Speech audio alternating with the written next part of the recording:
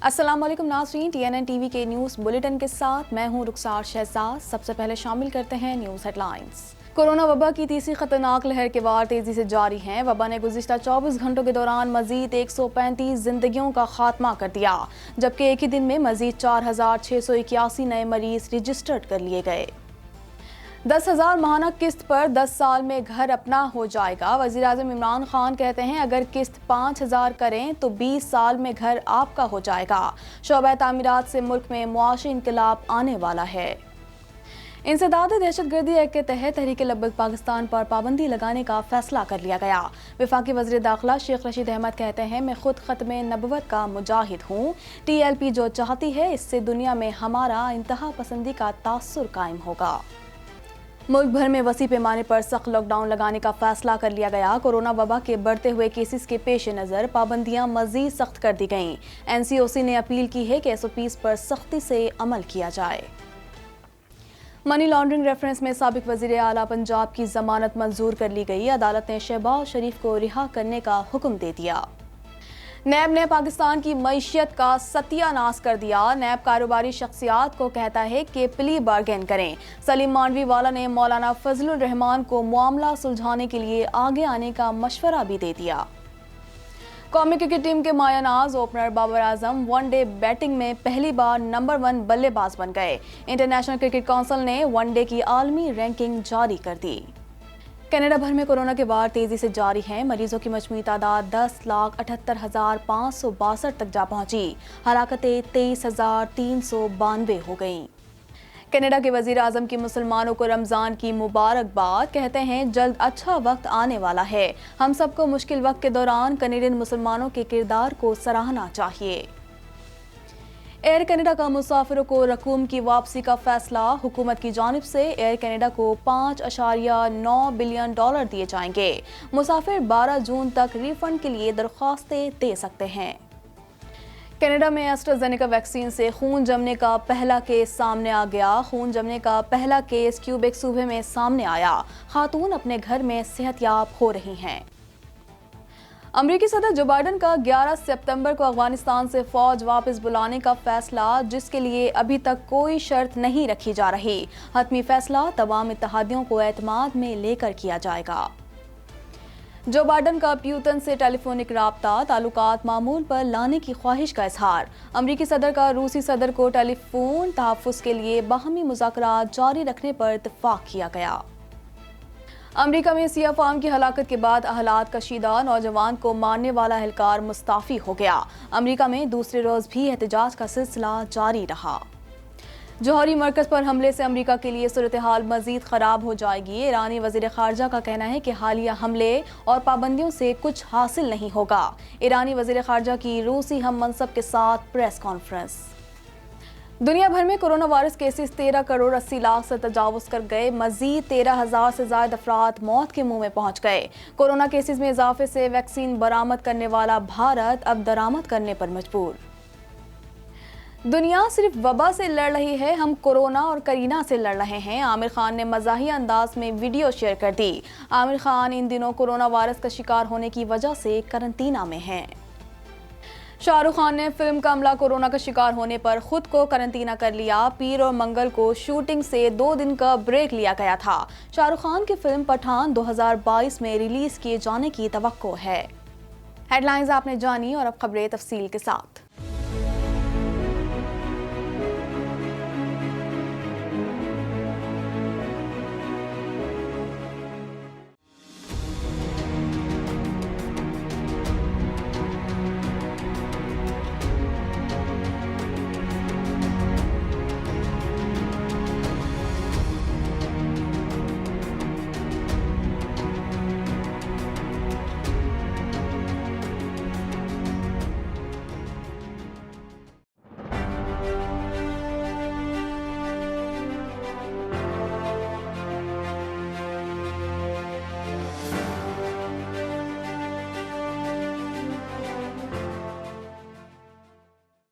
Corona virus से 135 अफराद जाम बहक हो गए, जिसके बाद अमवात की तादाद 15,754 हो गई।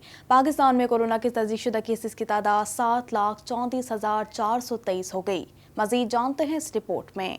National command and operation centre کے تازہ ترین اعداد و شمار کے مطابق گزشتہ 24 گھنٹوں کے دوران 4,681 نئے کیسز رپورٹ ہوئے۔ پنجاب میں 2,55,571، سندھ میں 2,69,840، خیبر پختونخوا میں 1,01,045، بلوچستان میں 20,499، گلگت بلتستان میں 5,140، اسلام آباد میں 67,491، جبکہ آزاد کشمیر میں 14,837 کیسز رپورٹ ہوئے۔ ملک بھر میں اب تک 1,08,78,086 افراد کے ٹیسٹ کیے گئے۔ گزشتہ 24 گھنٹوں کے دوران 48,092 نئے ٹیسٹ کیے گئے۔ اب تک 6,41,912 مریض صحت یاب ہو چکے ہیں، جبکہ 4,216 مریضوں کی حالت تشویشناک ہے۔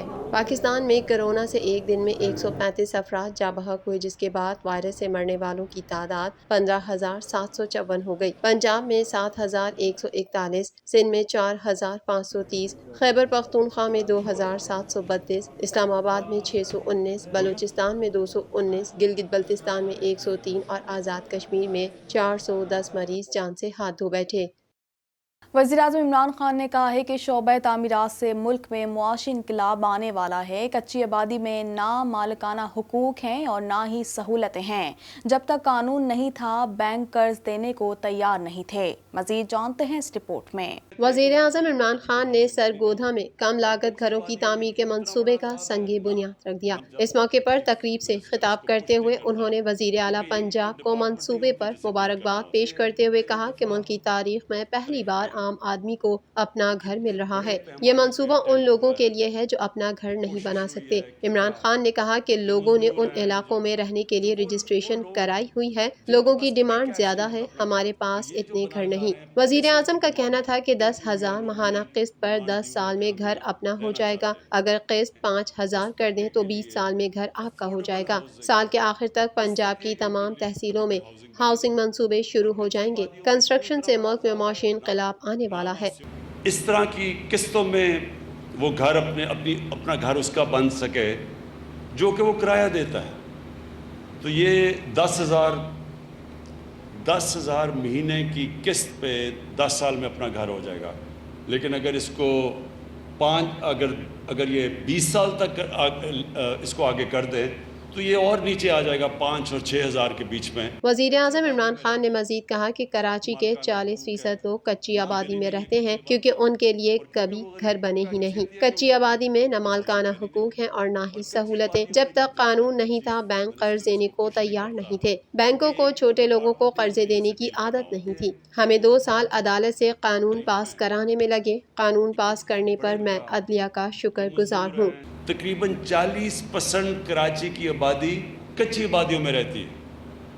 وہ اس لیے رہتی ہے کہ ان کے لیے کبھی کوئی ہاؤسنگ بنی نہیں، اور کچی آبادیوں میں کیوں اتنا بڑا عذاب ہے؟ نہ وہاں سیوریج سسٹم ہے، نہ وہ ان کی مالکانہ حقوق ہے، نہ وہاں لیگل کلیکشن لگ سکتے ہیں کیونکہ وہ لیگل ہی نہیں ہے کچی آبادیاں، اور کیونکہ وہ غریب طبقہ کسی نے آج تک پرواہ نہیں کی۔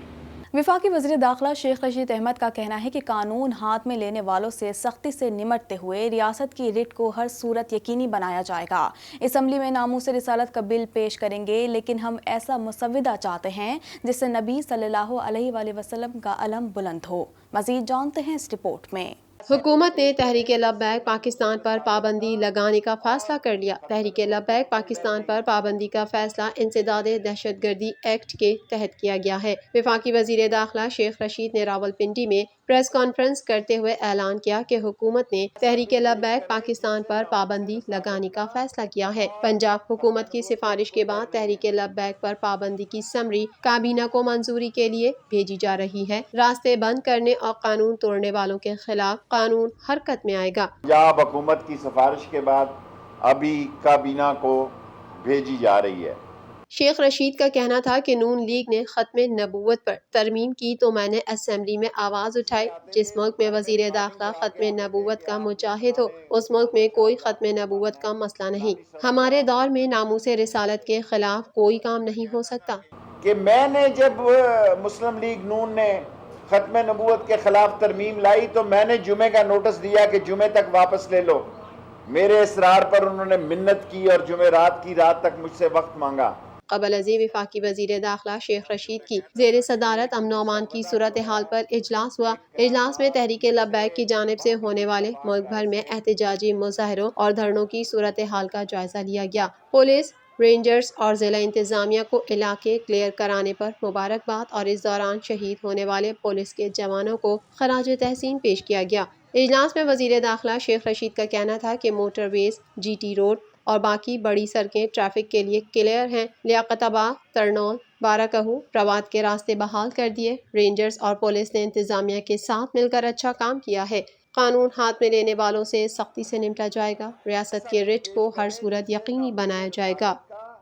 این سی او سی نے ملک میں کورونا کی شدت میں اضافے کے باعث سخت ایس او پیز کے ساتھ وسیع لاک ڈاؤن لگانے کا فیصلہ کر لیا ہے۔ مزید جانتے ہیں اس رپورٹ میں۔ National command and operation centre کی جانب سے جاری اعلامیے کے مطابق وفاقی وزیر اسد عمر کی سربراہی میں این سی او سی کا ہنگامی اجلاس ہوا، جس میں کورونا کے بڑھتے کیسز اور رمضان المبارک میں مذہبی اور ثقافتی سرگرمیوں کے حوالے سے اہم فیصلے کیے گئے۔ ان فیصلوں کا اطلاق فوری طور پر ہوگا۔ این سی او سی نے ملک میں کورونا کی شدت میں اضافے کے باعث سخت ایس او پیز کے ساتھ وسیع لاک ڈاؤن لگانے کا فیصلہ کیا ہے۔ اجلاس میں فیصلہ کیا گیا کہ سخت ایس او پیز کے ساتھ وسیع لاک ڈاؤن لگایا جائے۔ لاک ڈاؤن کے دوران ایمرجنسی کے علاوہ غیر ضروری نقل و حرکت پر پابندی ہوگی۔ وفاق کی اکائیاں اضلاع اور شہروں میں بیماری کا پھیلاؤ دیکھ کر اقدامات لے سکتی ہیں۔ وفاق کی اکائیاں چاہیں تو ایس او پیز کے حوالے سے مزید سخت اقدامات بھی کر سکتی ہیں۔ رمضان المبارک کے دوران کورونا کے تدارک کے لیے ایس او پیز پر سختی سے عمل کیا جائے گا۔ کمیونٹی اور میڈیا کے ذریعے ماسک پہننے کی مہم چلائی جائے گی۔ اجلاس میں فیصلہ کیا گیا کہ ہر قسم کی سماجی اور ثقافتی تقریبات پر مکمل پابندی ہوگی۔ ہر طرح کی انڈور اور آؤٹ ڈور تقریبات پر پابندی ہوگی۔ سینما، مزارات اور پبلک پارکس مکمل طور پر بند رہیں گے۔ ملک بھر میں ہر قسم کے بازار، مارکیٹیں اور شاپنگ مال صبح سحری سے شام 6 بجے تک کھلے رہیں گے، جبکہ ہفتہ اور اتوار کاروبار بند رہے گا۔ ملک بھر میں نماز تراویح کھلے مقامات پر ادا کی جائیں۔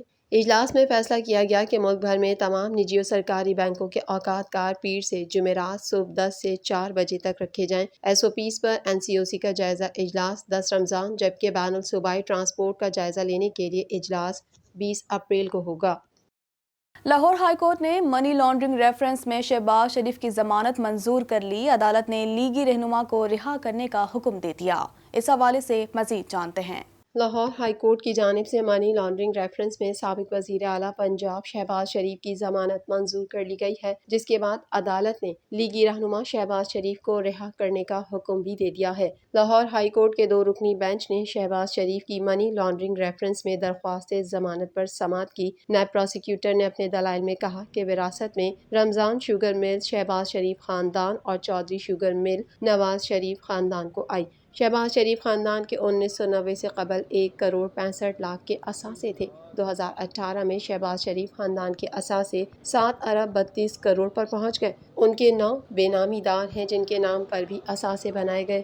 124 ملین شہباز شریف صاحب کہتے ہیں ان کو منافع آیا، لیکن یہ نہیں بتایا گیا کہ کاروبار کون سا تھا۔ نیب پروسیکیوٹر نے عدالت کو بتایا کہ سلمان شہباز نے 2003 میں اپنے 19 لاکھ کے شیئرز ڈکلیئر کیے، جو بھی اثاثے بنے 2005 کے بعد بنے، جب ٹی ٹیز آنا شروع ہوئیں۔ پاپڑ والے کے اکاؤنٹ میں $14 لاکھ بھیجے گئے۔ اسی طرح محبوب علی کو $10 لاکھ آئے، جس کا پاسپورٹ ہی نہیں بنا۔ شہباز شریف کی بیٹی رابعہ عمران کے اکاؤنٹ میں 10 ٹی ٹیز بھیجی گئیں۔ نیب وکیل نے اپنے دلائل میں کہا کہ شہباز شریف کے شریک ملزم طاہر نقوی اشتہاری ہیں، ان کے اکاؤنٹ میں بھی لاکھوں کی ٹی ٹیز آئیں۔ طاہر نقوی ٹی ٹیز کی ساری رقم سلمان شہباز کو دیتا تھا۔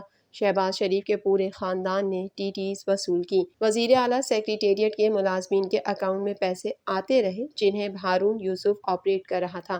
ان سب کا تعلق کہیں نہ کہیں شہباز شریف سے تھا۔